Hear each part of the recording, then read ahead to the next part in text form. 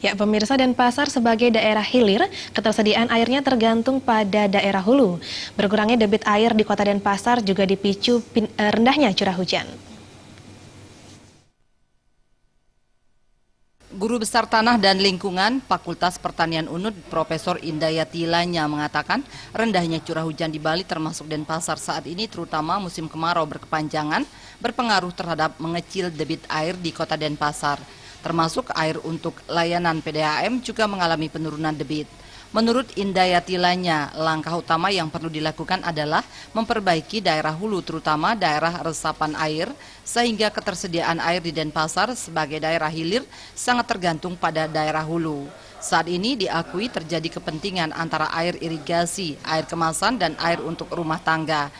Ia berharap perlunya pengawasan dan pembatasan terhadap pengambilan air kemasan oleh perusahaan karena air yang diambil merupakan wilayah hulu yang berdampak pada berkurangnya debit air hingga ke hilir. Pengambilan air untuk untuk air kemasan itu sedikit, berapa dia ambil karena itu kan bagian hulu, jadi pasti akan mengurangi itu. Coba dicek misalnya dia hanya mengambil sekian liter per detik, ternyata kok sekian, sehingga kan pasti akan kurang. Betul. Yang keduanya bahwa di Denpasar ini misalnya selain dari PDAM itu kan banyak sekali sumur-sumur bor. Apa langkah-langkahnya? Langkah-langkahnya sebenarnya Denpasar sudah, karena apa?